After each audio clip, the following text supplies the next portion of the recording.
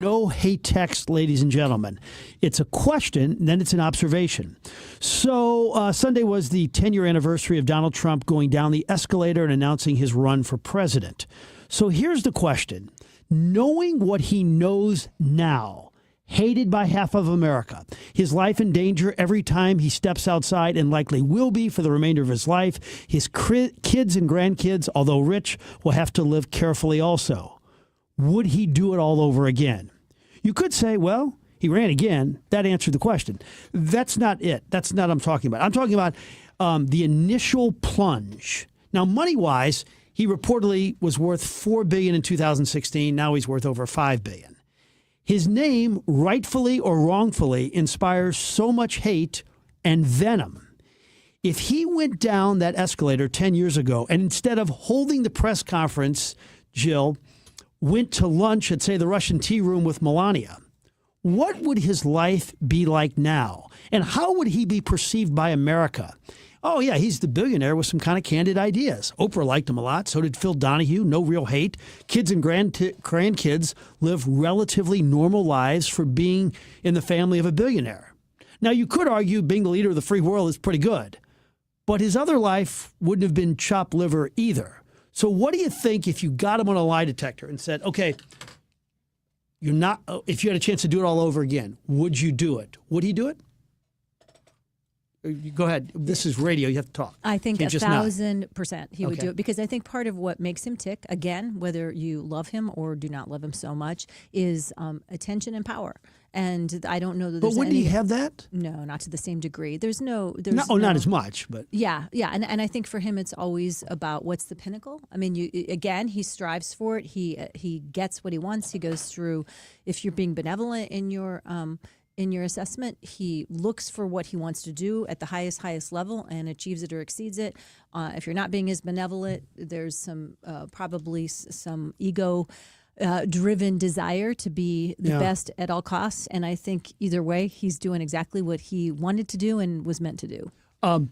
What would you do, knowing the two lifestyles? Oh, I never ever would have chosen that public of a lifestyle in any form, whether it was through fame or I couldn't have had it even if I wanted it, but I wouldn't have chosen it because exactly what you talked about. Everybody else gets to shape the narrative of you, whether it's true or not, and you just have to live your life being described and decided who you are based on people who don't really know you but know a narrative about you. And that's the opposite of what I like. We joke about it in here, but I don't like people thinking something is true about me that's not true. I like having one-on-one relationships where people form their own opinions. So maybe it's a two-part question. What would he have done and what would you do? How about you? I definitely would never do that. I mean, gosh. I even get upset with an angry texter. Not upset. I think, oh, boy, that person doesn't like me. Who gives a rat? There's just no way, especially when the alternative lifestyle was so spectacular to begin with. So, all right, we'll see. Yeah, and this is interesting. Good morning. I didn't vote for President Trump, and I don't hate him. So I like that. You're bringing a good point, Ed. It isn't totally I either love him or I hate him. I mean, that is true for a lot of people, but I think there's a percentage of folks that are more neutral about it as well. And as always, you bring good ideas to the conversation. So I heard when I was recently with my kid down in Austin, some friends of theirs were telling a rather harrowing story about a recent plane ride they'd had. Nobody was injured, but people got shook around pretty hard by some unexpected turbulence that actually threw, unfortunately, the folks who were up working for the airline and delivering drinks to people took a pretty big spill up against the ceiling of the aircraft. And it turns out, a good report in Washington Post today says, if it seems like you're hearing more of these stories, it's true. There's something called vertical wind shear. Planes are experiencing this phenomenon, of course, as they always has, as turbulence. But the reason we're seeing more of it, again, goes back to our changing climate. Hotter air moves faster, typically higher than cold air, and a lot of times it's hard to predict at those higher temperatures and it's going to come. The great thing about it, pilots say, even though in all the movies it's the turbulence that brings the plane down, that's never what brings a plane down in real life. It just is shocking and scary, and people can get injured if they're not sitting with their seatbelts on in that kind of a shakeup. And so that's why it's important for all of us to keep our seatbelts on. I agree with what you said, but with that said, on the maybe 60 charters I've been on or 100 charters with the Rams and Cardinals and Blues. Nobody ever puts a seatbelt on. You're on your phone till the time you take off.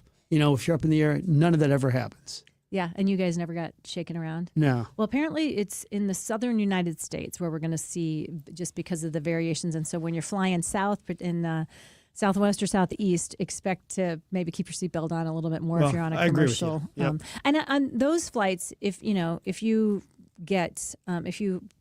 get shaken up and fall into somebody else, nobody's going to probably sue you on that chartered flight. But if you're on a commercial airliner and you get thrown into somebody else and they're going to say, my neck hurts, you could end up paying some dollars. All right, thought two. So I'm listening to a fascinating podcast. It'll take me a while to get to the point, but it's with Joe Rogan and the great documentarian Ken Burns.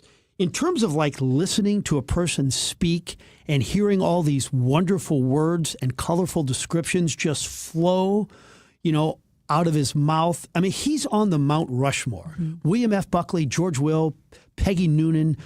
Some writers just have these great vocabularies, and they're just unbelievable. You may want to text in somebody when you hear you're just like educated. And this, they're not reading a script. They're just flowing with these incredible words. But I want to marinate on this topic a little bit more later. But those are the four that jump out. Mm-hmm. Anyway, Burns was talking about Benedict Arnold. He did a great Civil War. Let's see. He's done hundreds of documentaries. I didn't know this, but Benedict Arnold was actually a great general at one time before he became infamous as a traitor. So it's taken me a long time to get to this point, but I have discovered an official traitor in my life, and he sleeps in my bed every night, and his name is Reggie. The young man who I picked up in Columbia, Missouri 2.5 years ago and drove him back sitting on my lap. The young man who I sneak little cheese to each night when Monique is not looking. The young man who I've thrown as many balls to as I did young Dominic. The fella, if he does something wrong, I hide it from Monique so Reggie doesn't face the wrath of her, which can be substantial. We both know that, Reggie and myself. Anyway, he won't take a walk with me unless Monique comes. He'll stand on the edge of the driveway, leash extended and not moving unless Monique comes with us. I can't believe the guy. Do you think it's because in your aforementioned story, you sometimes said that she's not afraid to let him off the leash and get a good run in sometimes, to the point where those, she and your granddog took off and went rogue one day without their leashes on? Do you think Reggie likes that potential freedom that comes at times? Well, that could be a factor. But when Reggie gets to come in to the studio, which he will be coming again soon, because you guys want to see him on YouTube, of course. Yes. You want to see some That video. could be the hit of our YouTube. It could. It could really drive those numbers through the roof. It's so cute, though. When you have to run out of the studio for a second to get a guest or something else, he just sits at the door and whines, like, come back. So he's pretty loyal to you. He's not too much of a traitor when you're here at the station anyway. But I mean, also, I do love me some Monique as well. So I kind of understand where Reggie's coming from in She's that loving situation. this too. So end of an era. I mean, we talk about it, and then when you actually hear it's happened, it kind of hits you. Macy's department store, South County, has shuttered its location, sold for $2 million. The store actually closed at the mall earlier this year because back in January they announced that they would start the sale in preparation to close by the end of March. That closure, part of a wave of 66 store shutdowns planned nationally as part of a reorganization by Macy's. And of course, the one I liked about South County Center, I can't say that I went and shopped there all the time. It has that distinctive dome, that kind of mid-century modern look down there in that Macy's store is one of the ones that stood out. You guys got any good memories from through the years of shopping down there at South County Center, specifically at that Macy's store? Any thoughts of it? Is it going to be, are malls at some point going to be the typewriter of our generation, that our kids just won't even, the next generation's kids won't even really understand the concept? Now, I think, and it's been a while, but I used to hang out, West County Mall still does pretty well, right? Mm-hmm. And then Plaza Frontenac does okay, although it's not like it once was. What malls, what about the The one in Clayton. Yeah, and so the Macy's in the area, we've still got Galleria, we've still got, and there's still, as you mentioned, West County Center, St. Clair Square, and then of course St. Peter's as well. So it's not that there's no other Macy's stores in the area. It's just this like, oh wow, things are definitely changing, and I just think it'll be interesting to see how those. I still like to go into a retail store and try on some clothes every once in a while, but I guess a lot of people would rather. Have you driven past the Chesterfield Mall recently? Yeah, it's cool. Tell me about it. It's kind of a mid-demolition. Like, really? Yeah, they're tearing it all down. It's but still some of it's up, so it's kind of interesting to Now, see. why didn't that work? Is it because of the malls further down on Boone's Crossing, or? Well, I thought it did work for a while. But, why did it go out of business? I think it's just malls, right? Malls kind of not as much demand for it. And everybody's ordering. Yeah, we'd have to bring in a real commercial real estate expert, but there's a lot to do with, of course, the rent revenue from an anchor store versus the other stores, and the footprint of Chesterfield Mall was always really big. You had a lot of store spaces. They're going to turn it. They want to turn it into some kind of other storefronts, right? Like it's going to have more of a mixed use, traditional kind of downtown, its own little town square feeling with, there's going to be businesses, there's going to be living space, there's going to be just more walkability.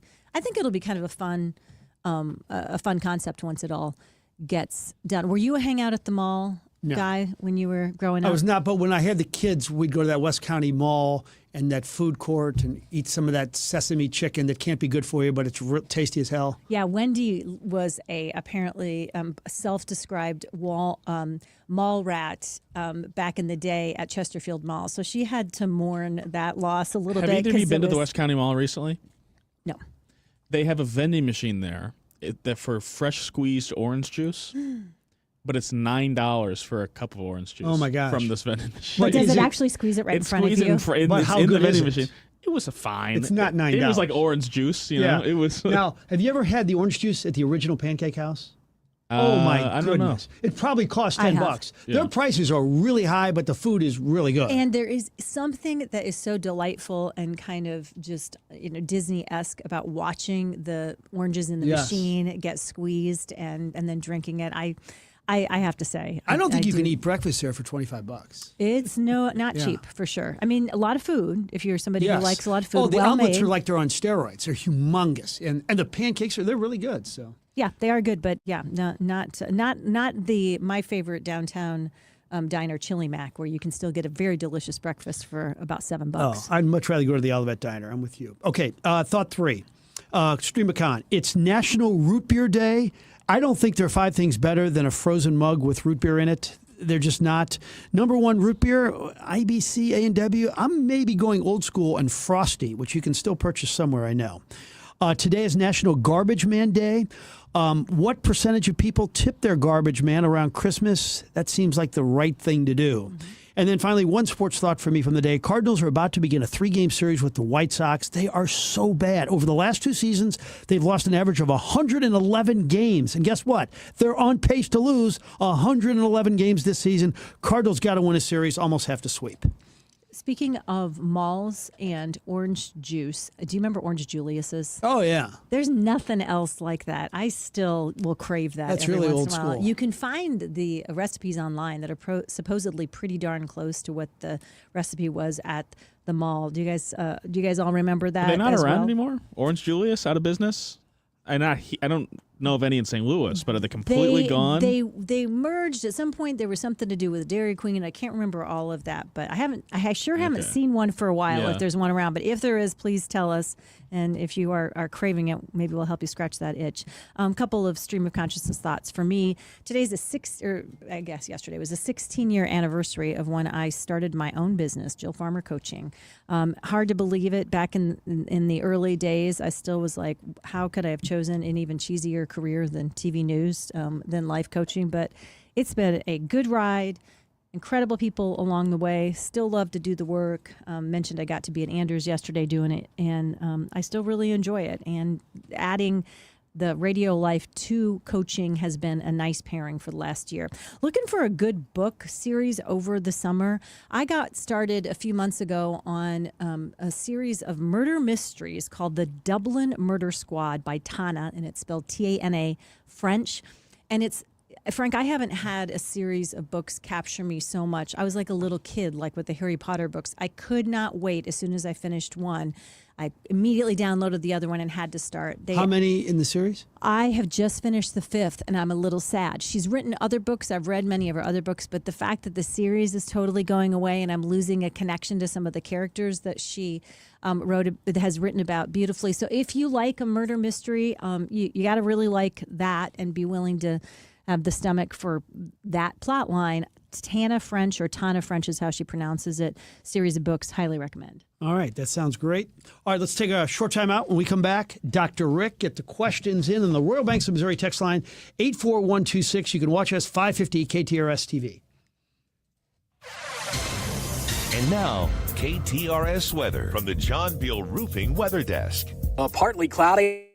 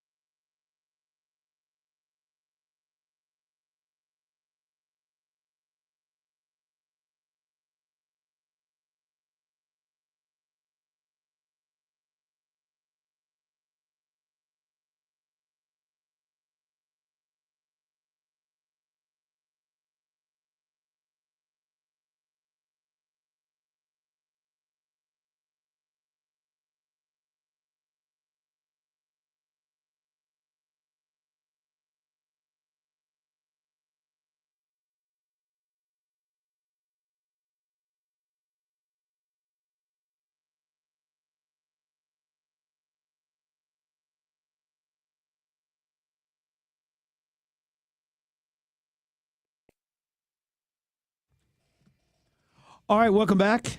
This is the Frank and Jill Show on the Big 550 KTRS. Rick Horton is going to join us at 11:35 today. Dr. Rick joins us now. Get the questions in as soon as you can. Doc, right off the bat, Longevity Doctor reveals the best diets for healthy aging and the changes to make at age 65. I'm about 20 years from that, but I'd love to know. So I think for everybody listening, that is a great question. Everybody listening out there, this is a complete game changer from what we've previously taught people. So when you're 30 to 50 to 55, you probably should be more on a plant-based diet, lots of protein, but plant-based protein. And when you get to about 55, you want to switch to a much more meat-based diet. So generally, we say, hey, meat's not good for you, which is not true. But generally, as you get older, you want to switch and eat more red meat, more hamburger, more steak, etc., as opposed to a plant-based diet, which earlier on is probably healthier for you. And the reason is, as you start to lose protein as you get older, the plant-based diets are just not replenishing that type of muscle mass. So again, for everybody out there who's 55, 60, much older than Frank, then you need to go ahead and start trying to eat a little bit more red meat and bump up your protein content. Well, yeah, I think this is interesting because we always hear less red meat, but when you get a little bit older, you're advocating more red meat. I think this is kind of groundbreaking for some people listening.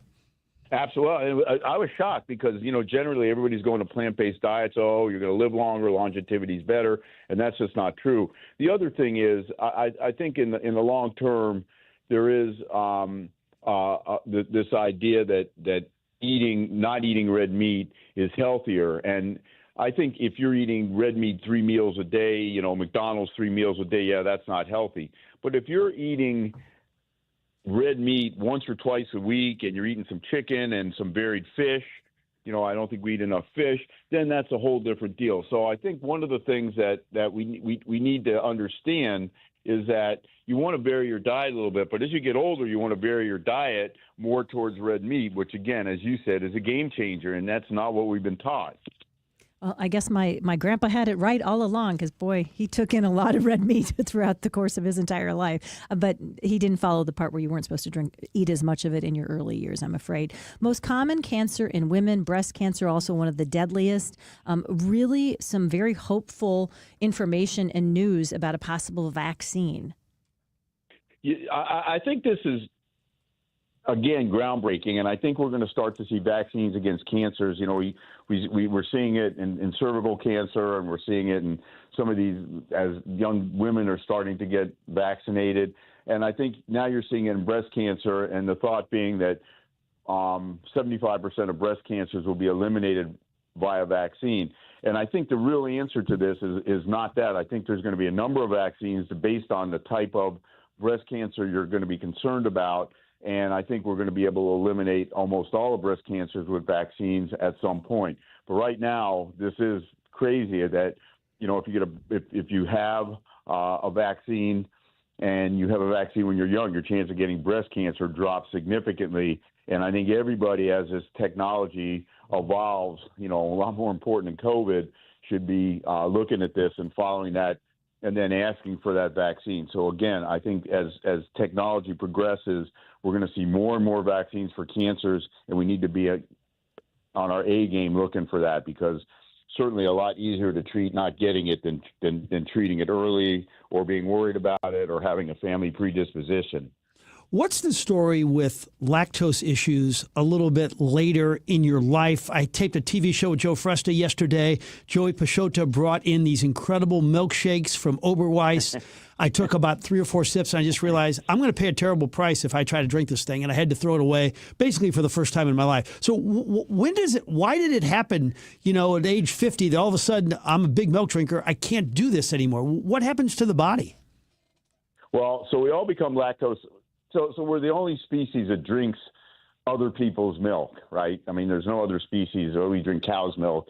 Some people drink goat milk. But at the end of the day, there's no one else, no animal drinks another animal's milk. So we're the only animal that does that. And so what happens as you age, your ability to develop lactose or processed lactose gets worse and worse. So little kids can drink milk and they do pretty well. There's a very small percentage that are lactose intolerant, and that curve goes up every year. So when you get to about 25, 30, you kind of hit the crux of that curve, and your ability to process lactose diminishes. So if you want to drink that Joe's milkshake from Overweiss, you got to go get some Lactaid, and you got to take the Lactaid first, and then that's going to help you process lactose. You want to have a giant caramel sundae or something, you got to be on your A game, and you got to get rid of that in the beginning by taking the Lactaid. But if you don't, you're just going to get a bad GI upset and gas, and you're going to feel terrible. Well, as you get older, now you're 30, 40, it gets worse and worse every year. So virtually everybody at 50 years old, unless they've had milk their whole life, and usually we stop drinking milk pretty early, is going to be lactose intolerant. A question from the Royal Banks of Missouri text line. This is something we're hearing more and more about. Any help for my son-in-law who has alpha-gal syndrome, which is that tick-borne illness which makes people deathly allergic to anything related to meat? I'm hearing more and more people in the St. Louis area that are struggling with this. What do you know about that, doctor? Well, we see this all the time. I mean, I never heard about it till about 10, 12 years ago. And now I have patients that come in, and there's actually a risk of anesthesia if you have alpha-gal. And again, we're kind of in the dark ages in terms of treating tick-borne diseases. We don't do very well with tick-borne diseases. Lyme disease, you can go down through the whole the list, alpha-gal being probably one of the most common, because now all of a sudden you can't eat red meat and you get deathly ill. The answer is obviously not to eat, is to get tested for it and not to eat. There are some new technologies coming out of Johns Hopkins that are looking at treating these tick-borne diseases very early on and seeing if they can be reversed. And that research is hot off the press. So I think what you're going to see in the future is you're going to probably see some type of medication once you have been diagnosed with whatever this tick-borne disease is. Alpha-gal, again, is the one you have to be worried about, because a lot of people eat red meat and you get really sick. But I think if you get that diagnosis, you just got to stay away from it, and then keep your ears peeled or call us, and we'll tell you kind of the newest and the greatest, because that is something that we've been watching. Actually, one of my buddies at Hopkins, we're on another project, they've been studying this and trying to kind of figure out how to treat this before it becomes a problem. The baseball world was watching at 9 o'clock last night as Shohei Ohtani, who's had 2 Tommy John surgeries on his right elbow, pitched for the first time in 21 months. He touched 100 on the gun. He only pitched 1 inning. I'm wondering, is he more likely, after 2 Tommy John surgeries, to re-injure it than the average person? Well, so yes. So the complicated question. So number one, he's had 2 TJs, and his chances of having failure of a second Tommy John are significantly higher than having failure of your first Tommy John. So if you have a Tommy John surgery, about 30% will fail. About 50% of your second Tommy John surgeries will fail. Oh, wow. But that's higher than not having any surgery, right? So if you have not had a Tommy John surgery, your chances of needing a Tommy John surgery are not as much. But once you've had one, your chances of that failing go up, and every time you have a subsequent one, it goes up about 20%. So yes, the answer to your question is his chances of having another TJ injury are probably a lot higher than after the first. Why you would pitch that guy the way he hits is a tough question. Yeah. I wonder if that's the same thing in marriage. First one fails, if you have a greater chance in the second one failing. I think the data backs you up on that. We just have a couple of follow-up questions from listeners that I want to get in quickly in our last minute here, if that's okay, Doc. One is, are there cholesterol concerns if you're eating more animal protein as you age? And if you give up drinking cow's milk, aren't you going to lose an important source of calcium? Well, 2 very good questions. So I think if you quit drinking cow's milk, you can augment your calcium a number of ways. One would be Tums, one would be a calcium supplement, one would be cheese, etc. So again, there's lots of ways to augment your calcium. The cheapest is Tums. You go buy some Tums. There's a lot of calcium, 750 milligrams of calcium carbonate. You eat the Tums, and no harm, no foul. So that's a good way to get your calcium. The cholesterol situation. I disagree with that. I think you have to, first of all, most people that have high cholesterol have a family predisposition. So they don't just get high cholesterol as they get older, or they change their diet eating more meat. I think what happens is they have a predisposition and they have hypercholesterolemia and they take medication for it. And the simple answer to that is yes, you have to have your cholesterol checked. And if you need a statin, rock and roll, go take your medicine and make sure that the worst thing you could do is become sarcopenic and frail. So you don't want to lose your muscle mass. So if that means taking a statin, that's okay. Doc, good stuff. I'll see you at Chris's tonight. You have the prime rib. I'll have a strip steak. It sounds great. Rock and roll. All right. I mean, this is kind of your Super Bowl. You've just been given a prescription to eat more steak. Exactly. I mean, the look on your face of pure joy. Oh, my gosh. Yeah, if he would come back and say, also, we were wrong, and it turns out red wine is excellent for you every day again. I mean, yes, 2 glasses. Yeah. You would be filled with more joy than I think anybody else. And how about this? You would reduce the risk of cancer if you have more physical contact with your bride. Yeah. Yeah, that's that's the study. I'm just trying to. I mean, I'm just coming home with science. I'm delivering science delivered to us from the doctor, and this is what you need to know in order for me to maintain the rest of my life. Oh, that's funny. I'll tell you where we really do get real information and real facts, and that's from our friend Jeff Zufall at Capital Advisory Group. And he delivers it to us in a way that even simple-minded people like myself can understand, and that's one of my favorite things about him. I highly recommend this weekend you make time to listen to Jeff Zufall and our own Josh Gilbert on the show that airs every single weekend here on KTRS, Keep What's Yours, which is, of course, all about making sure that you don't overpay on taxes and that your money is working for you and growing, even at times when there are ups and downs in the market, like what we've seen in 2025.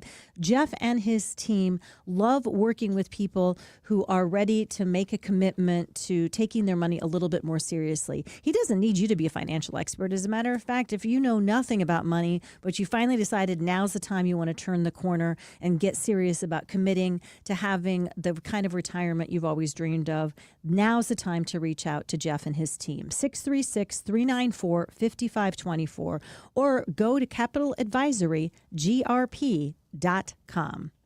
Diana from Newsteaders Fine Jewelers here to remind you we don't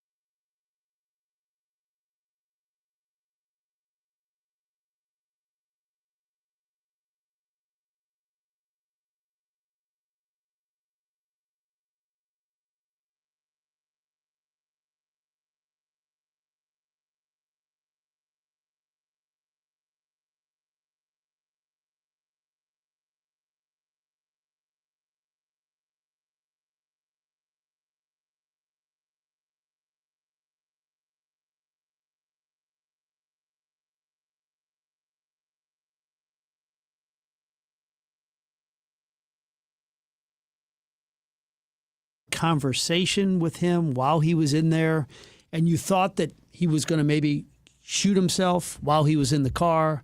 It was during the NBA Finals, too. NBC broke into the game. Unbelievable. Yeah, and gosh, I just I think it's one of those moments in time. It's sort of like 9/11, or where just everybody stopped and we all were just watching the whole thing unfold live. Of course, technology we weren't that far into the 24-hour news cycle, No. if you remember. And the technology to be able to broadcast live in the moment hadn't existed in the exact same way from the choppers and from the different people on the ground. And so it just, in some ways, it whet the appetite of Americans to have news now all the time and be watching stuff like that, which I don't necessarily think has served us completely well. But it was a day that will live in infamy for sure. The Super Bowl gets about 100 million. This past one got 127 million. 95 million watched that car chase on a Friday. And keep in mind that you weren't planning on sitting down. Hey, it's going to come on at 7 o'clock on Friday night. We're going to watch. It just happened, and then boom, everybody is watching it, no matter what you're doing. We all watched all weekend long, and I'll watch CNN all weekend long because that was the place that could give us the 24/7. Compared to the regular networks, it was wow. I can't believe. In some ways, it feels like it was yesterday, and in some ways, it feels like a lifetime ago for sure. I remember Johnny Cochran wrote a book, and he toured the country, and I had him in studio for Sports Plus, and he couldn't have been cooler. I mean, the guy was slick and a good guy, but wow, what a trial. Yeah, well, like him or not, he was a good defense attorney. Yes, it's just he was. whether you like the outcome of the trial or not. Ironically, in 2025, the hottest selling car is the Bronco. Have you seen those on the road? Oh yeah. I bet you would love the light blue one. That's kind of, it's really, really shiny, but almost looks sort of, it's kind of a creamy color. Yeah. I like that. Yeah. I have seen a few of those. Yeah, and the black one is awesome. The white, it's a really cool car. They're pricey as heck, but they are sharp. I test drove one when we were replacing cars, but it was higher than my budget was, and it wasn't going to fit in the garage very well. So I moved on and got something a little more practical, but they're pretty. The Bentley, right? Yes, the Bentley, to go with my Louis Vuitton. Yes. All right. We'll take a short time out. When we come back, Joe Holloman. This is the Frank and Jill Show on the Big 550 KTRS. My perfect day has sand, salt, water, and friends. But my moderate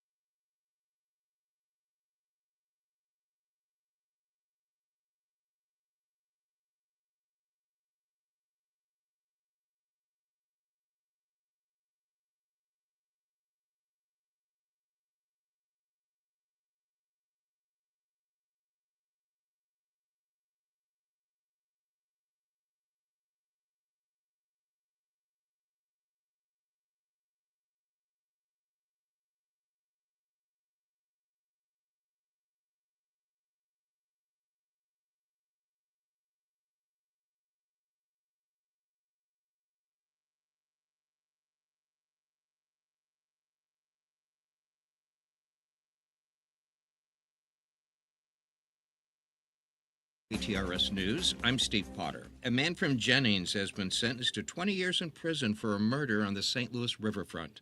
33-year-old George Golston pleaded guilty to the fatal shooting of 21-year-old Nicholas Taylor in October of 2022. Authorities say the two men knew one another and arrived at the riverfront in the same vehicle.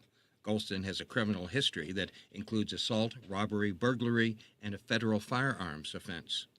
The name of a congressman from Missouri was found on a hit list by the suspect accused of shooting two lawmakers in Minnesota. Congressman Emanuel Cleaver's office confirmed. The Capitol Police said his name appeared on a list believed to be written by 57-year-old Vance Bolter. Bolter is accused of murdering a Minnesota state lawmaker and her husband and attempting to murder another Minnesota lawmaker and his wife. Meanwhile, Governor J.B. Pritzker said his name wasn't included on the list of Midwestern officials made by the suspect. The governor said the FBI told him that Bolter had compiled a list of elected officials that included unnamed Illinois politicians. Jill Enders, KTRS News. A new way to contact 911 is coming to St. Louis County. County Executive Sam Page and Police Chief Kenneth Gregory, along with members of the Emergency Communications Commission, launched the new Text to 911 service earlier today. Tariffs and shipping delays have fireworks retailers in Missouri scrambling as Independence Day approaches. Most pyrotechnics are made in China. The St. Louis Post-Dispatch reports that retailers have paid astronomical tariffs to get their products into Missouri. A Democratic lawmaker is applauding Illinois' governor after he signed the fiscal year 2026 budget. Majority Caucus Appropriation Leader L.G. Sims, Jr. This budget is not about tearing people down. It is about lifting people up. It's about lifting communities up. Investments in education, investments in healthcare. A budget is just that. It's a statement of our priorities. But the numbers on a page are not just numbers on a spreadsheet. They represent people's lives. We are lifting people up. We are making sure we continue to close the wage gap. We continue to make sure that we run right towards the challenges facing our communities. That's why you see continued investments in our child tax credit, historic investments in education. We lean into that as investments in our communities. And the Missouri Department of Conservation is urging dog owners to take precautions to avoid what they call conflicts with wildlife. This time of year, many wildlife species, including deer, are giving birth, and there are reports of dogs being bitten or stomped on. Other incidents include dogs being bitten by groundhogs, as well as experiencing encounters with bears. The MDC is advising dog owners to be watchful when their pets are outdoors. This KTRS Business Minute is brought to you by Walter Knoll Florists, the place for all your floral needs. You can place your order anytime at WKF.com. In the markets, the Dow is down 72 points at 42,442. NASDAQ down 64 at 19,637. And the S&P 500 down 18 at 6,014. In sports, the Cardinals begin a 3-game series with the White Sox in Chicago tonight. Neither team carries the best of form at the moment, with the Birds having lost 6 of 7 and the Sox having dropped 5 straight. Our forecast calls for mostly sunny skies later today, a high near 91, a slight chance for rain overnight with an overnight low in the low 70s, an 80% chance for showers and thunderstorms tomorrow with a high around 86. At 7 minutes past 11 o'clock, mostly cloudy, 80 degrees at the Gold Tower at Westport. Steve Potter, KTRS News, the talk of St. Louis.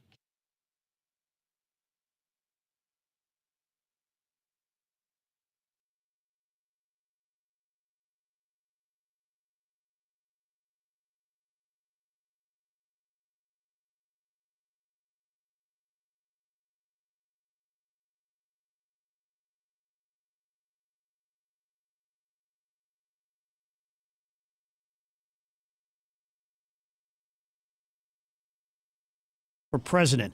Two-part question. Knowing what he has gone through and knowing what he will, that he'll never really be safe for the rest of his life, his kids' lives are affected. Do you think if he had to do it all over again, he would? And if Joe Holliman was in that position, you can be a billionaire real estate guy, have this great life, and not have to deal what he has to deal with. Would you do it again? Two-part question. Interesting. Number one, of course, Donald Trump would do it. How about you? That's narcissism with a capital N there. All right. And I mean, I think there's some people who just have to have that sort of limelight, and Donald Trump is among them. Me, if I was worth $500 million, y'all would never hear from me or see me again. Well put. Good luck. I'd be like Waldo. Okay, I mean, Whatever happened to Joe Holliman? Yeah. Absolutely. The first thing I do, I even told my son. He was saying about, you get a new phone if you win the lottery, because my phone was like 3 upgrades behind, which my kids just don't understand how I can do that. I said, are you kidding? If I win the lottery, I'm taking a hammer to this phone. I said, there'll be nobody who'd be able to get a hold of me. So, yeah, no, I would be – I always wonder that with the folks like the Elon Musks and Rockefellers. I'm like, what are you doing? Why would you subject yourself to this when you could just be sitting, hobnobbing in the islands? I don't know. Not me at all. I like the picture of cloistered Joe on his compound enjoying a nice beverage, watching the sunset over the ocean. It's a good visual. I don't want it military-wise. I mean, it was a compound. It's going to be a wide compound with an open-door policy. But, it's not going to be Joe Holliman, though. It's going to be like Bob Smith. Okay. If Frank and I promise not to tell anybody where it is, could we come hang out there as well? Well, you, Jill, for sure. Frank, I don't know. I've known him a long time. Yeah. Of course, you guys would be more than welcome. You could even broadcast from there as long as you didn't say where it was from. The movie we're going to review tomorrow with Tariq Khan is Jaws. I think one of the 5 greatest movies of all time. Can you remember about where you were when you first came out and impact-wise it had in America? Because I think, Jill, you mentioned Joe was covering entertainment. Your past life, you definitely kept on top of what was happening in Hollywood and other places. But I'm just curious, was that a seminal movie for you 50 years ago when it came out? Oh, absolutely. I was in high school, and I agree. I think it was one of the most fear-inducing, tension-producing films. Spielberg nailed it. Spielberg has done a lot of great films since, but I'm not sure any of them were better at creating that silent terror that movie did. And that came out in the summer of 1975. So that was between my junior and senior year. Went and saw it out at the Creve Coeur Cinema, me and a couple of buddies. Mm-hmm. And 2 weeks later, my parents and I, we went to Florida.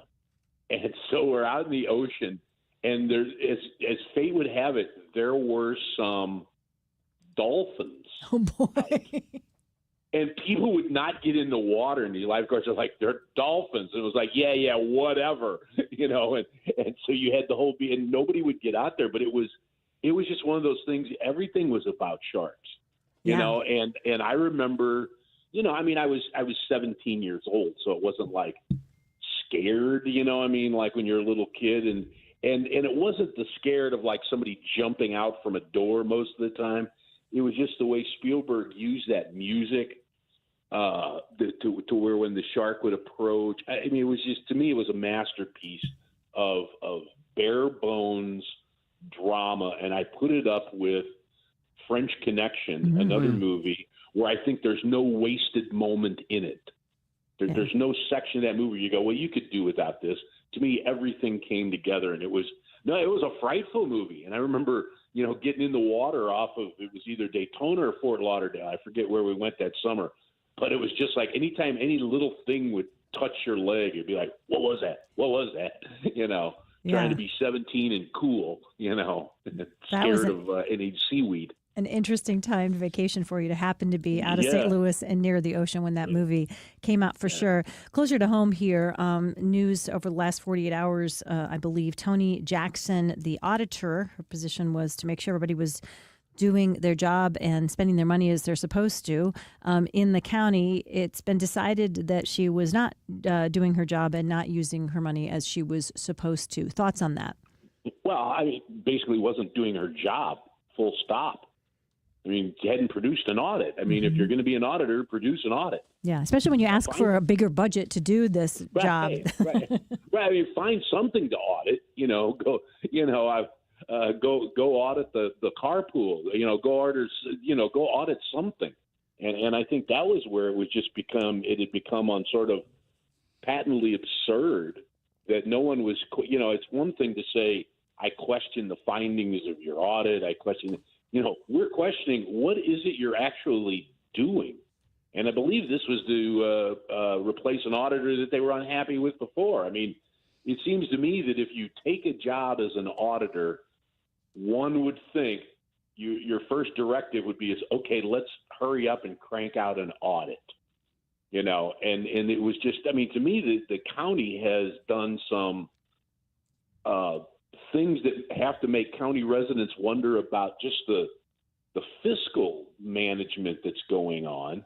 Now, it started the thing that grabbed my attention and a whole lot of people because of the subject matter is the animal shelter, where they want $3 million of RAM money, and then it's no wait, it's 18 more million we want of RAM's money. Yeah, we talked about that a couple weeks ago, and you were raising a couple of questions about the $3 million. I wondered what your thoughts were on the $18 million as well. Well, I'm wondering if they figure they're not going to get the $3 million, so we might as well ask for 21 to not get. I mean, I just don't see where anybody, after a while, the thing that was supposed to be the key, the blessing of this quote-unquote RAM's money, was this big chunk of money that allowed you to do something, I believe the word was transformational or transformative, but something you normally couldn't afford to do. Found money that now allows you to address a bigger problem. And it's, well, let's spend this money here to do some potholes. Let's spend $500,000 to put a failed election proposal on the ballot. Here, let's put $3 million into. That's the exact opposite of what the RAM's money that everybody sort of looked at as being this blessing that we were going to get is getting piecemealed out. And that just shows to me, it shows a lack of planning in the sense that you're supposed to have a budget that pays for potholes and pays for your animal control. And this money was supposed to be something above and beyond that wish list item that you could finally take care of that wasn't handled by the regular budget. One would hope that the county had figured out a way to handle its animal control and its potholes, but it doesn't seem to be the case. And it's certainly not getting any help from an auditor who's looking at it and saying, here's where we could save money or do things better. They're not even producing audits. So I guess the first audit of the county would be is get rid of the auditor. All right, let's talk about the pride of DeSmet, United States Senator Eric Schmitt, who, when he's not dominating the congressional baseball game with that sweet right-handed swing, he's reaching across the aisle on a new bill that surrounds technology. And I think the most interesting thing about this is the bill would use artificial intelligence to undercover misuse of Medicare. Explain, please. Well, and that's it's quite, I just found it curious. So, and what it would do is it would look at claims that come in, and it would use AI to find out ones that appear by putting certain cost factors and risk factors together, and would come up with a number, a quotient that would say, this claim doesn't seem real. There could be something fishy here. And then the inspectors, which every government department, surprisingly so, has inspectors and quality control people, auditors, let's call them, who check things out. They would be able to focus then on the ones as opposed to just pulling Medicare applications out of the blue and say, is this one okay? Is they would have ones that, according to a certain matrix, would jump out as, oh, this claim doesn't seem right. This doesn't fit in. So it's a pilot program. I just found it interesting that using this AI to sort of come up and try to find the outliers amongst claims, and then you could direct inspectors at those claims. So basically getting more bang for your buck when it comes to cutting down on waste, fraud, and abuse, which is, the whole thing with the Elon Musk committee that had been there before. I think it's kind of funny is what is kind of overall the lesson is that when you find people protesting all these moves about cutting departments and everything, it seems very clear that all Americans want us to reduce our spending. and all Americans want you to reduce that spending in stuff that doesn't affect them. So, it's always like, no, of course we need to cut out waste, fraud, and abuse. I didn't mean in my department. Exactly. I meant in Frank and Jill's department. My department's great. And so I think it's interesting to see where they're trying to find ways to save money. And then it's kind of interesting listening to the other side, who have to always begin with while we applaud cutting down government spending, we didn't mean this. So I just thought it was kind of a unique way to look at it, and of using the technology to maybe find out if there's, who knows? You look at a bill, I guess it's like when you analyze a heating bill or a water usage bill, and all of a sudden you see where something is getting used to a massive amount, unusually so, you can identify and go, hey, what was going on here those couple of months? So who knows? And it's a pilot program. Mm-hmm. Who knows if it works out, but it sounds like something that if you can crunch a bunch of numbers into the machine that can better direct your people to find waste, fraud, and abuse, hey, 3 cheers. I like how you said that. I like the cuts, just not the stuff that impacts me, sort of the modern day version of not in my backyard. Thanks Absolutely. so much. Before we let you go in our last 30 seconds here, from the Royal Banks of Missouri text line for the question that Frank posited at the beginning of the interview, asking you if you were as wealthy as Donald Trump, would you continue on in your political career? And you said, heck no. This person said, if I was that wealthy, I'd spend the day doing the Scrooge McDuck slide into a pool full of gold coins. But my question for you in the last 30 seconds is, where would you take your money and run and go retire to live the life that we all dream of? Warm and sandy. Okay. Absolutely. Beach over mountains any day. So, where would you go, Jill? I'd probably have to do mountain. I'd have to do something that involved a lot of woods and a lot of outside time. I don't know what the golf situation is like in Positano, Italy, but I think I would think about that. Yeah. Well, and if we had enough money, all of us, you get your place in Italy, I'll get my place in the islands.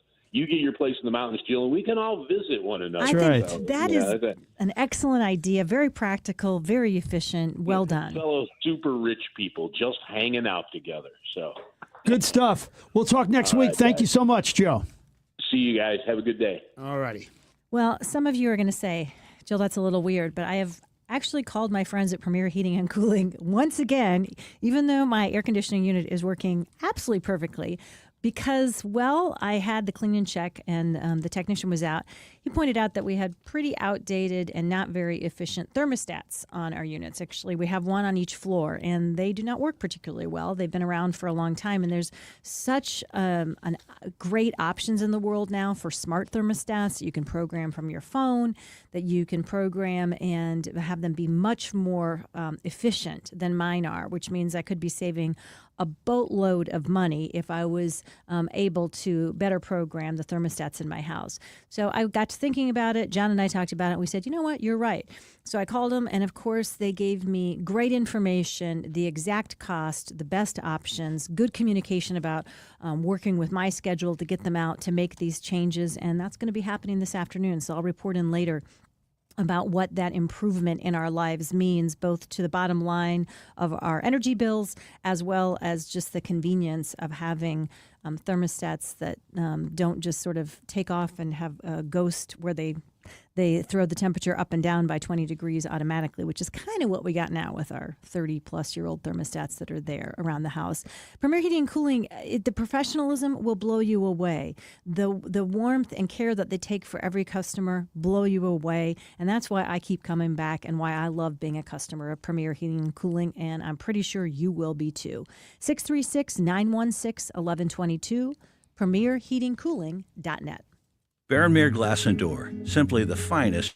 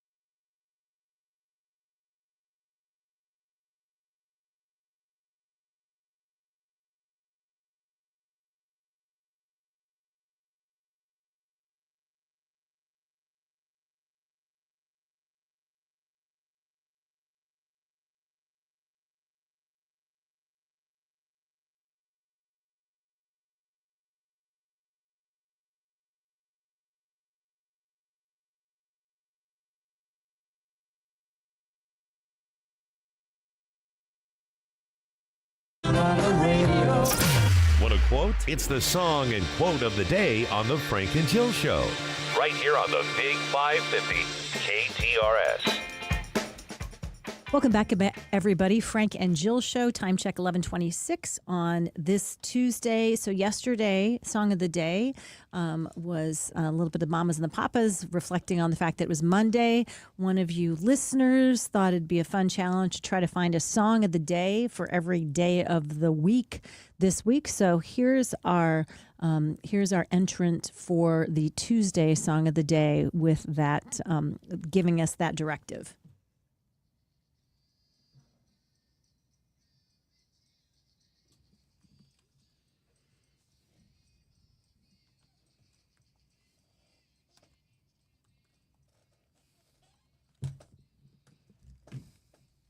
Can you think of any other songs that could have been in the running for today? No, and I feel like tomorrow it's going to be even harder. I don't know if any songs have to do with Wednesday. Yeah, I'm going to have to. We might have to go beyond our normal. Everybody knows the song.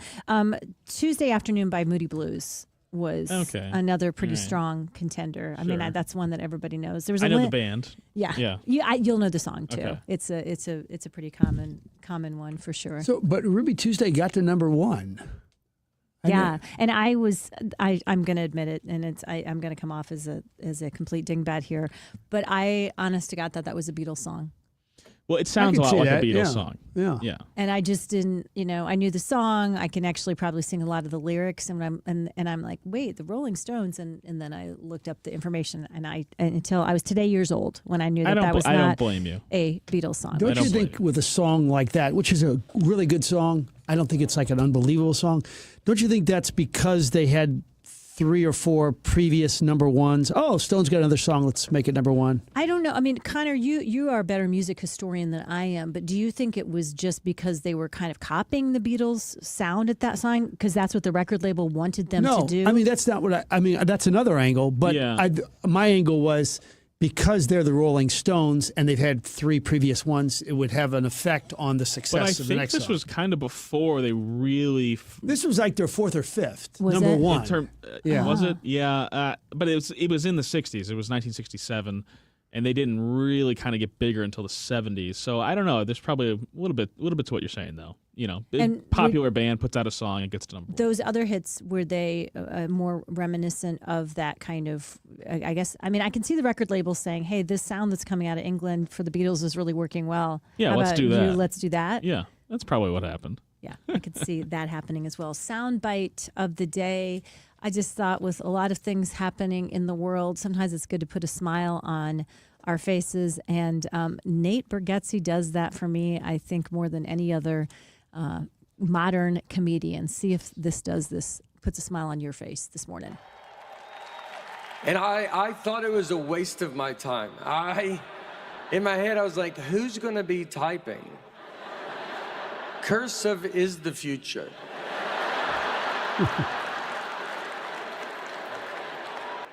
If I send an email and it says the file is too big, I don't know what to do. My best guess is I try to resend it. That's what I try to do. You know how dumb that is? The computer's like, no, and I go, what about now, though?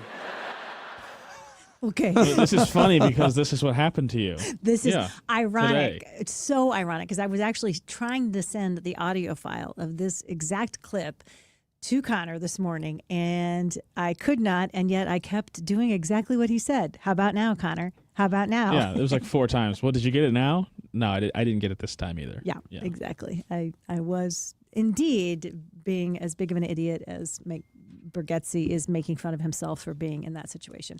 I wonder how many people can say, too, that they met their wife at an Applebee's.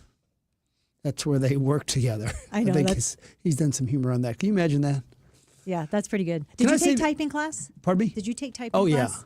Yeah. Yeah, I did too. I was it was our teacher was no joke, man. She'd come around the ruler. She didn't smack us because we were, public school. They didn't do that much of that in those days, except for in elementary school. They'd spank you still. But she was old school, serious about our typing form. Applebee's has a commercial out. I know that, look, I'm not trying to say their food is great, but their commercials and those magical 4 words, all you can eat, It's actually kind of tempting. Have you seen that, Connor? So you've been tempted to go get the all-you-can-eat Yeah. shrimp, and yeah. My son-in-law Chris is a swine like myself, and I texted him the other day. Hey, what do you think? I mean, it can't hurt anything to actually try to. I remember once my daughter was little and she got to pick the place we were going to go eat, and we were trying really hard to steer her away from a chain, any place else. We kept throwing out all these delicious local restaurants, and she was like, no. And because she'd seen the commercial, and they had this particular pancake that had this certain, face on it that they drew with whipped cream or whatever. And we get to the restaurant, and she orders it off the menu, looking exactly like it had on the commercial, and she couldn't wait. And of course, it's like this, it's like slopped on there. None of the magical face that had been drawn on. The look of disappointment. Disappointing. You're not going to tell us what restaurant it was? It was Bob Evans. Bob Evans. Oh. I kind of like Bob Evans. I do too. I'm not Still saying around? that the Still with food's us? not good, but the picture that we saw in the commercial. They had and- standalone Bob Evans. Mhm. I only know from he's got there's packaged Bob Evans stuff in stores, Yeah. right? That's the only time I saw it. I didn't Yep. realize it was a restaurant. Yep, she would call it Bob and Evans. I really want to go to Bob and Evans to get They're that still special with us, pancake. right? I don't know. I think so. I didn't even know there were restaurants. Yeah, definitely close to truck stops for sure.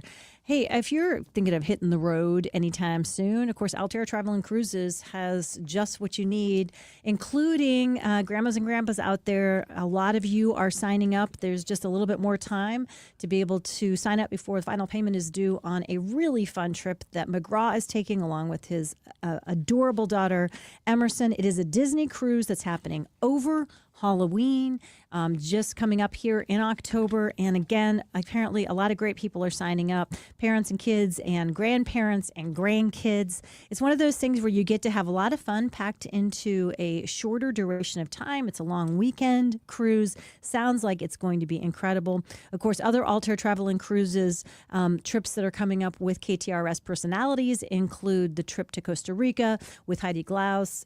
All reports are an incredible group of people signed up for that. So whether you're interested in doing a group trip with some of the great people around here at KTRS and our friends at Altair Travel and Cruises, or you want to put together your own group of friends or your book club or anybody else that you think would be really fun to go on a destination that you've been wanting to visit for a long time, they make it so easy. Angie, Haley, the whole crew over at Altair Travel and Cruises love what they do, and they do it very, very well. 314-968-9600 or altairtravel.com. And now,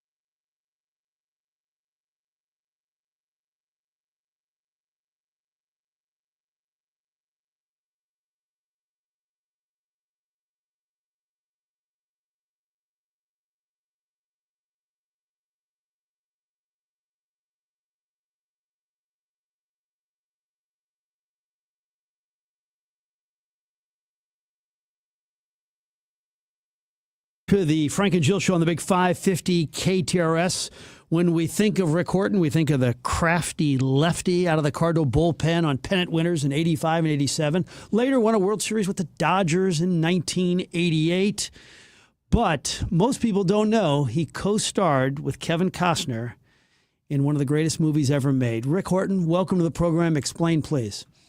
Oh, I certainly will, Frank. Good to be with you. And that was Field of Dreams. By the way, I'm going to get to go to Field of Dreams as part of a Cardinal fantasy camp this fall, and looking forward to that. I was in the movie for about a second and a half, in approximately 19 minutes and 57 seconds in. And for those who've not seen the movie Field of Dreams, I think it's a little bit of an exaggeration to say I was a co-star, but I've gotten a lot of miles out of it. Yeah, and how did you discover that you were in it? Did you actually go to it and say, wait, that's me? Or did somebody call you right away and say, hey, Rick, you're in the movie? I had teammates. I was with the Dodgers, and I was up in Montreal, and I had teammates that had seen the movie when it first came out, and they told me I was in the movie, and I didn't, I thought they were pranking me, but literally I found out by going, and my sister went, and she verified it, so it's like, yeah, that became kind of a fun thing for me. Hi, Rick. It's Jill Farmer here. Very glad you're joining us today. And of course, so many here in St. Louis know you very well from your career with the Cardinals as a player, and of course, an excellent career as a broadcaster for all these years. And I first met you in a different role, and that, of course, is one that you've continued to that is very important to you and near and dear to your heart, and that is in leadership of the Fellowship of Christian Athletes, which is celebrating a pretty important milestone anniversary.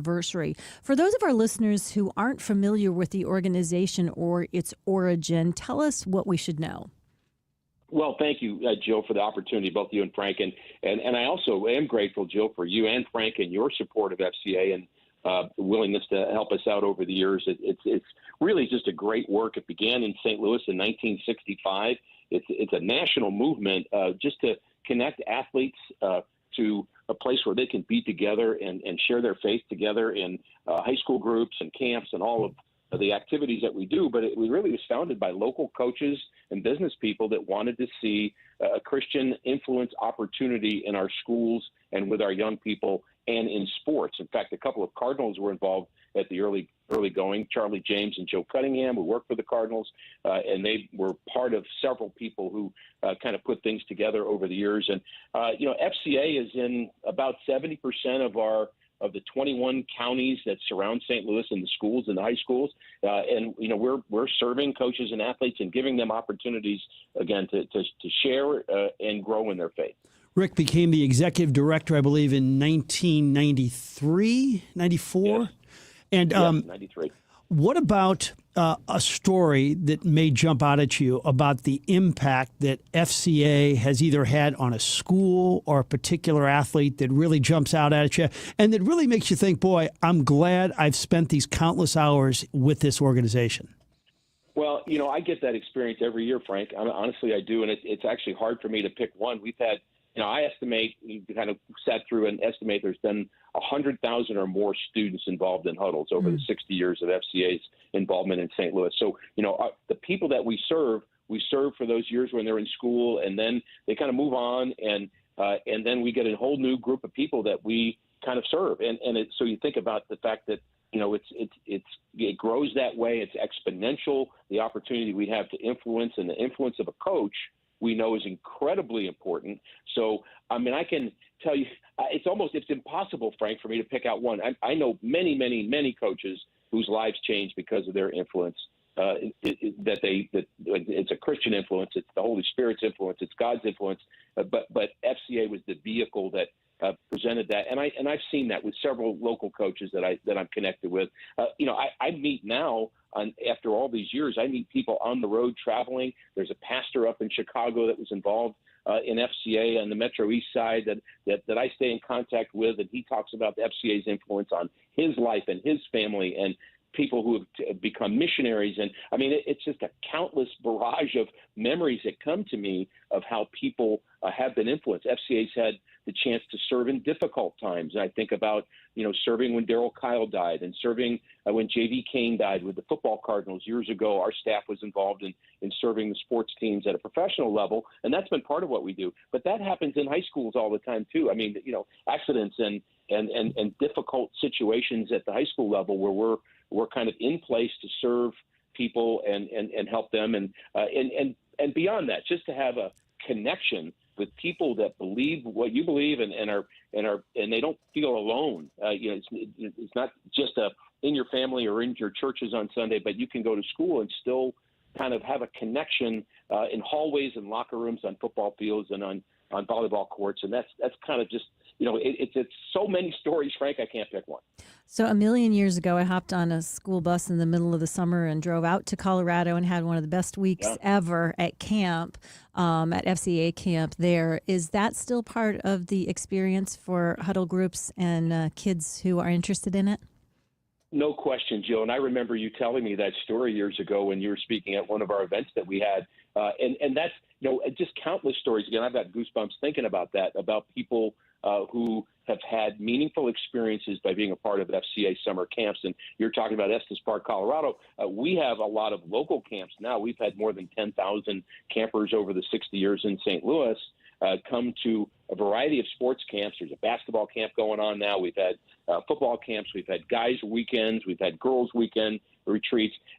My favorite one, and that's not fair to say that, it's like you're saying your favorite kid, but the one I think has had the greatest impact is our leadership camp, which we do every summer, which we say is the most important thing that we do. It's training kids from every area in St. Louis. Think about getting leaders from St. Louis City, from St. Louis County, from Washington, Missouri, from Lincoln County, from Metro East, from St. Clair, from Madison County. I mean, getting them together, and they realize, you know what, there are other people that think like me, and they get fortified, and they're leaders, and they're athletes in their school. They're influential, and the same is true with the coaches that we bring together. We want to fortify coaches so that they can serve not just their teams, but their entire schools. And that happens. I mean, our huddle coaches are wonderful servants, wonderful volunteer servants. And we do have 23 staff people that do this as well. And we put on the camps that you had the experience of. But those are,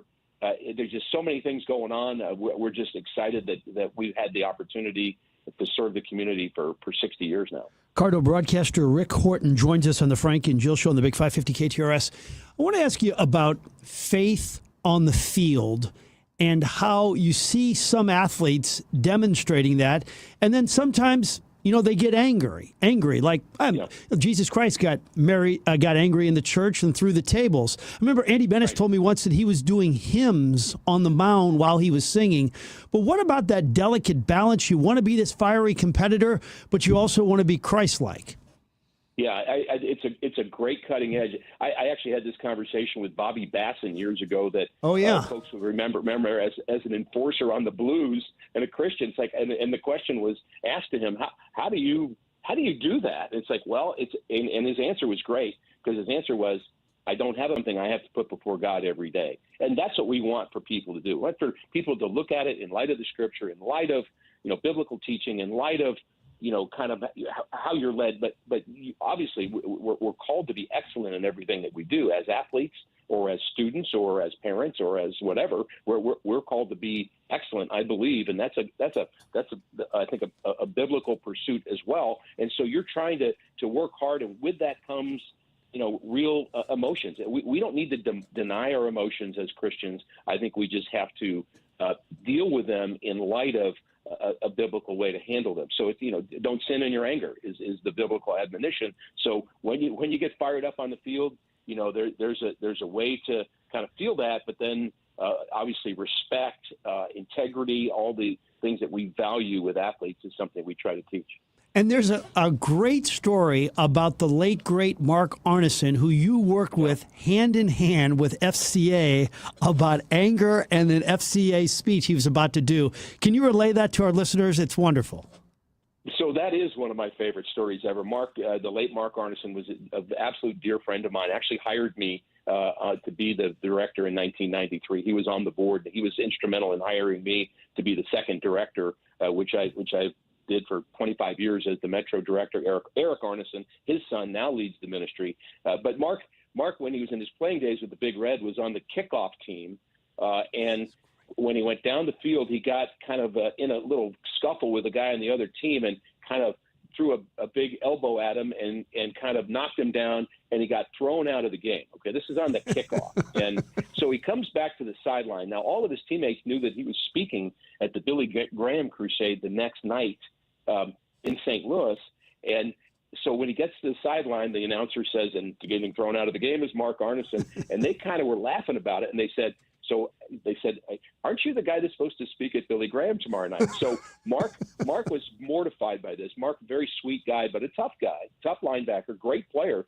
He called the FCA director, Walt Enoch, who is kind of he's the Don of FCA in St. Louis in terms of somebody that we've all learned from and respected. He's the George Kissel of baseball for the baseball Cardinals. He's that to FCA in St. Louis. Called him and said, I can't do it, Walt. I can't do the Billy Graham crusade because I got thrown out. And Walt said to him, Mark, were you going to go tell people tomorrow night how great you are or how great Jesus Christ is and how important he is to your life? Which were you going to do? And he was so humbled by that, by realizing that it's not about you. And I think that's important for an elite athlete, especially to understand that, you're just a representative of, and we need to be ambassadors for Jesus Christ. We're not going to approach the perfection clearly of God in the flesh. So that was just a monumental date and moment in St. Louis FCA history. What a great story. In our last 30 seconds before we let you go, you and Frank Cusimano have been friends for a long time. Something about Frank that our listeners might not know that you do?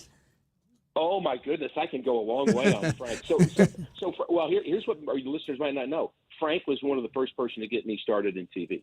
I sat with Frank when I was going to be on with Mike Bush to do Sunday night TV, and he coached me on how to be. So everything I am, I guess I'm kind of like a second generation Frank Cusimano. But honestly, I do want to quickly tell people to go to stlfca.org if they want to find out more information, Jill, about what we do. stlfca.org.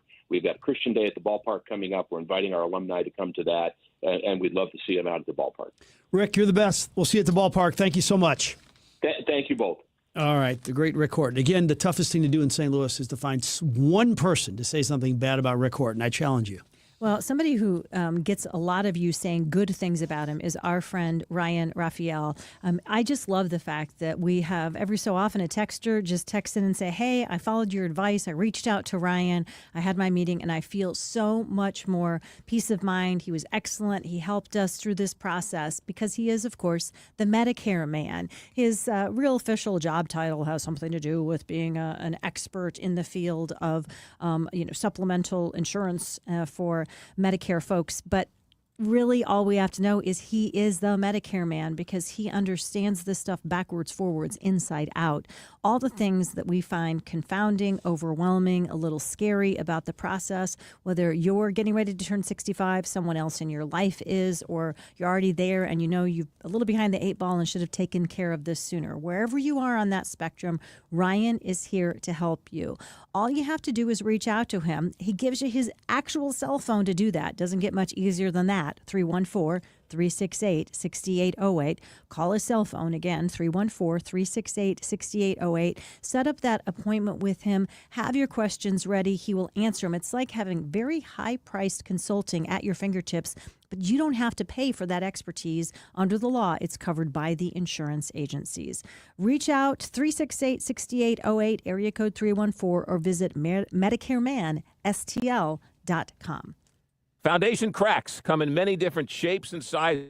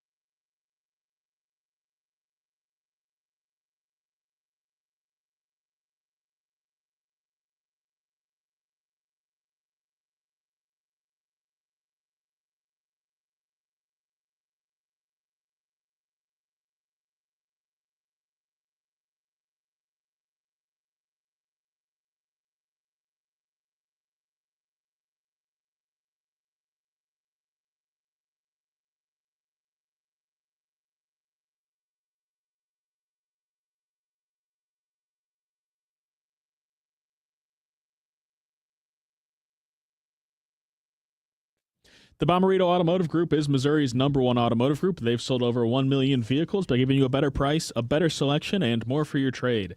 You can shop them online, see their entire inventory today at bommarito.com.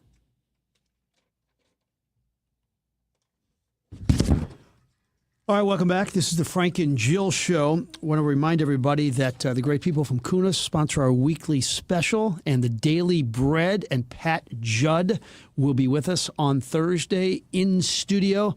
How can you go wrong if you're Pat Judd? I mean, you went to Our Lady of the Pillar, De Smet, and Umsel. I mean, this guy was destined. Yeah, to greatness, for sure. It's just no wonder you like him so much. Yeah, it's a pathway that I think guarantees exceptionalism. It's proven time and time again. I will say that it's a favorite place. It's a gathering place. I have such good memories of it. Also, Tariq Khan is going to be here tomorrow to talk Jaws. We want you guys to all be part of that conversation in our Back to the Feature segment. Sarah Fensky joining us on Wednesdays. Those conversations are always a blast. She has such a great take and perspective on breaking news that comes in the morning. What's on Press Box tonight at 6? Tonight, we are going to have an interesting show. Jay Delsing talking about that incredible United States Open. We'll talk football with Howard Balzer on the Aaron Rodgers signing. And we'll talk with Brian Walton, who has covered the Cardinals for 50 years, has an unbelievable knowledge of who is going to be able to make it from our minor league system. Who should we keep an eye on in the future? By the way, Monique just texted she has a flat tire, and I sarcastically said, do you want me to come by and take a look at it? She says, yeah, sure. Do you want me to send John over for real, though? Exactly. That was one of my favorite parts about going. We went down to the pits, and during a yellow light, we got to see them change tires and put gas in 15 seconds. It's a miracle. That is a cool thing to see up close and personal. All right, that'll do it for this edition of the program. Buck and Carney next. We'll take a break, and we'll be back in 22.